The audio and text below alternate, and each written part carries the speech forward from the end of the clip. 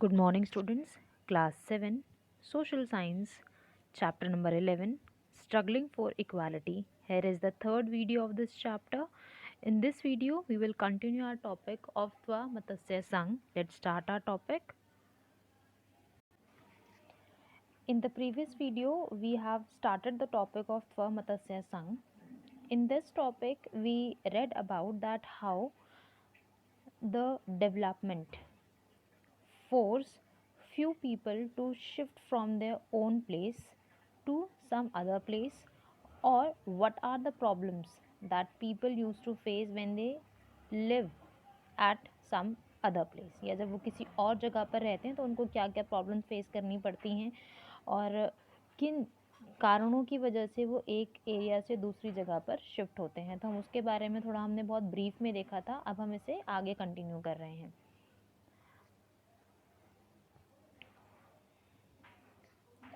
The Tva Matsya Sangh is a fisherman cooperative that operates in Madhya Pradesh. Madhya Pradesh के अंदर एक fisherman एक कोऑपरेटिव्स हैं, ठीक है। कहाँ पर रन की जा रही है? एमपी के अंदर। It is known to fight for the rights of the tribals who got displaced due to the building of dams over Twa, a tributary of Narmada. बेटा नर्मदा रिवर के ऊपर एक डैम बनाने के अगेंस्ट ये अपना प्रोटेस्ट कर रहे हैं, क्योंकि बेटा जब भी एक रिवर के ऊपर डैम बनाया जाता है, आप सब लोग जानते हैं कि डैम की इम्पोर्टेंस क्या होती है, क्योंकि डैम बनने के बाद जो रिवर का जो वाटर है उसे कंट्रोल किया जा सकता है, उसके फ्लो को कंट्रोल किया जा सकता है, पावर जनरेट की जा सकती है, और जो नेबरिंग जितने भी कल्टिवेटेड लैंड्स होते हैं उन्हें वाटर की सप्लाई मिलती है। तो ऐसे बहुत सारे बेनिफिट्स होते हैं, बट उसके बिहाइंड या बैकड्रॉप में कई सारे ऐसे लोग होते हैं जो कि ज़्यादातर आसपास के गांव में या विलेज में रह रहे होते हैं, या फिर फॉरेस्ट को कट किया जाता है, और उसके साथ साथ जो नेबरिंग एरिया के अंदर जो ट्राइबल्स रह रहे होते हैं उनको भी एक जगह से दूसरी जगह पर फोर्सफुली डिस्प्लेस कर दिया जाता है।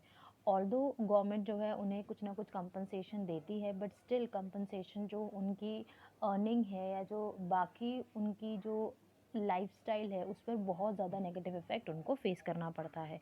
तो इट इज़ ऑल्सो नोन, जो त्वा मत्स्य संघ है वो और किस नाम से जानी जा रही है कि वो ट्राइबल्स के राइट्स के लिए फ़ाइट कर रहे हैं, ठीक है। और वो क्यों फ़ाइट कर रहे हैं? क्योंकि जो एक नर्मदा रिवर की ट्रिब्यूटरी है त्वा, तो उसके ऊपर जो डैम बनाया जा रहा है जिसकी वजह से ट्राइबल्स को प्रॉब्लम्स फेस करनी पड़ रही है, इसके अगेंस्ट है। The dam was completed in 1978, leading to the submergence of the nearby forest and agricultural land. और उस डैम को बनाकर उसका जो वाटर है उसको अलग अलग जो नेबरिंग एग्रीकल्चरल लैंड है और जो फॉरेस्ट है वहाँ पर डाइवर्ट करने की बात की जा रही थी। And as a result the people were left with no means of livelihood. 1978 के बाद बेटा जो इस सब पूरे डैम्स के बनाने का जो रिज़ल्ट रहा वो कुछ इस तरीके से काम कर रहा था।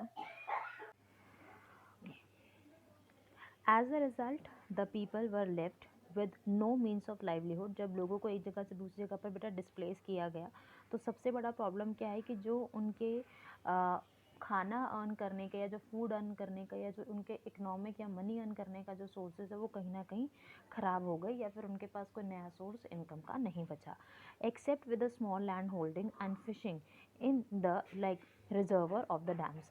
तो उनके पास एक लौता काम जो बचा है वो क्या है कि वो उनके पास जो थोड़ी बहुत ज़मीन है वो उसके ऊपर काम करें, और जो डैम्स की हेल्प से जो फिशरिंग वो कर सकते हैं उसको एज अ लाइवलीहुड यूज़ करें। इसके अलावा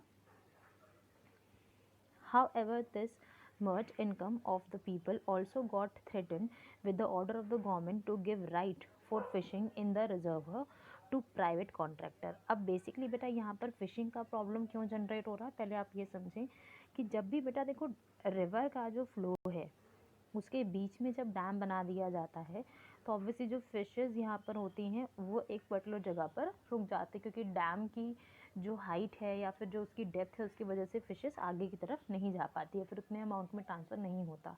तो डैम के जो आसपास का रीजन होता है वहाँ पर फिशेस इकट्ठा होना शुरू हो जाती हैं, ठीक है। उसकी हेल्प से जो आसपास के लोग हैं वहाँ से मछलियाँ पकड़ सकते हैं, उसे पकड़ते हैं और उसे आसपास की मार्केट में एज अ बिज़नेस या फिर एज अ सेल आउट करते हैं, ठीक है। अब लोगों ने क्या सोचा, जो ट्राइबल्स हैं, कि भैया हम फिशिंग कर लेंगे और शायद हमारा जो लाइवलीहुड है वो मेंटेन किया जा सकेगा। बट गवर्नमेंट ने एक और ऑर्डर निकाल दिया कि जो फिशिंग है अब वो सिर्फ और सिर्फ प्राइवेट कॉन्ट्रैक्टर्स ही करेंगे, जिसकी वजह से उनकी लाइफ और ज़्यादा थ्रेटन या उनको परेशानी फेस करनी पड़ी। When the private contractors started pushing locals out of their area by using their money and muscles power, अब जो वो तो ट्राइबल्स हैं, they are not educated, they are not like legally, उनको इतना नॉलेज नहीं होता, ठीक है, तो और वो इतने ज़्यादा ताकतवर भी नहीं होते या इतना ज़्यादा रिच भी नहीं होते, तो अपनी मनी और मस्कुलर पावर दिखा के उन्होंने उन लोकल लोगों को वहाँ से मार के भगाना शुरू कर दिया। The people decided to set up an organisation, जो लोग हैं उन्होंने क्या बनाने की कोशिश की, एक त्व मत्स्य संघ बनाने की कोशिश की और उसको ऑर्गेनाइज़ किया ताकि वो अपने राइट्स को इस मूवमेंट की हेल्प से या फिर इस ऑर्गेनाइजेशन की हेल्प से अपने राइट्स को वापस ले सकें। Next is the Tawa Matsya Sangh protested against the order of the government by organising rallies and chakka jams. उन्होंने अलग अलग जगहों पर प्रोटेस्ट करना स्टार्ट किया, पीसफुल रैलीज चलाना स्टार्ट की, चक्का जाम्स यानी कि रोड्स को जैम करना स्टार्ट किया। And government responded to the agitation, जो उनके डिमांड्स हैं उसके अगेंस्ट उन्होंने रिस्पॉन्ड करना स्टार्ट किया of the people by setting up the commission to look into the matter, और गवर्नमेंट ने कमीशन सेटअप किया जो कि उस पूरे मैटर को ध्यान दे। And however, it was only in 1996 that the MP government gave a locals the right of fishing in the reservoir and signed a 5-year lease agreement with them. तो 5 साल के लिए उन्हें वो जो पूरा एरिया है वो लीज पर या एक टर्म पीरियड के लिए उनको दे दिया गया कि 5 साल तक आपके अलावा यहाँ पर कोई फिशिंग नहीं करेगा। इसके अलावा the setting up of the cooperative enable the fisherman to increase all the incomes. The cooperative took care of the facilities such as transportation, loans for reparation and buying new nets. अब government ने कुछ और cooperatives भी उनके लिए तैयार किए, जिसके अंदर वो क्या हेल्प कर रहे हैं गवर्नमेंट उनकी, कि भैया उनको कोऑपरेटिव्स ने एनेबल किया फिशरमैन को, जो कि ट्राइबल्स हैं, ठीक है, ताकि वो अपनी इनकम को इंक्रीज़ कर सके। द कोऑपरेटिव जो गवर्नमेंट की तरफ से उनकी हेल्प कर रहे हैं, तो वो उनको अलग अलग फैसिलिटीज़ दे रहे हैं, जैसे कि ट्रांसपोर्टेशन यानी कि जो मछलियाँ पकड़ी गई हैं उन्हें मार्केट्स तक ले जाने के लिए रोड्स का सप्लाई, रोड्स की थ्रू उनको या ट्रक्स या बाकी चीज़ों की हेल्प उनको मिलनी चाहिए। लोन्स मिलना ताकि अगर जो नेट्स हैं वो टूट जाएं, ख़राब हो जाएं, या फिर उनको जितने भी रॉ मटेरियल चाहिए फिशरिंग करने के लिए, जितने भी इक्विपमेंट्स है जिनको इस्तेमाल करने हैं, उनके लिए उनको जो पैसा चाहिए उसके लिए उनको लोन्स प्रोवाइड करा सके। मैनेजिंग द स्टॉक्स, अब जो फिशेज़ हैं उनको स्टोर करके रखना है तो उसके लिए स्टॉक्स को किस तरीके से एफिशिएंटली काम किया जा सकता है, इसका ध्यान रखना। And fisherman learn the skill of hacking the fish eggs, यानी कि जो मछलियों के अंडे हैं उनको संभालना ताकि जो पॉपुलेशन है उसे कंट्रोल भी किया जा सके और उसे इंक्रीज़ किया जा सके। Now not only could fishermen fish, but they could also send their fish to better markets such as Guwahati, यानी कि आसपास के अलग इलाकों के अंदर जाके वो अपना सामान बेच सकें। इस सब चीज़ों के लिए गवर्नमेंट ने अलग अलग तरीके से उनके लिए काम किए। तो यहाँ पर बेटा हम लोग जब बात कर रहे हैं इक्वालिटी की, तो इस पूरे ऑर्गेनाइजेशन की हेल्प से हमने क्या समझने की कोशिश की कि समटाइम्स इक्वालिटी के लिए सोसाइटी में फ़ाइट भी किया गया है।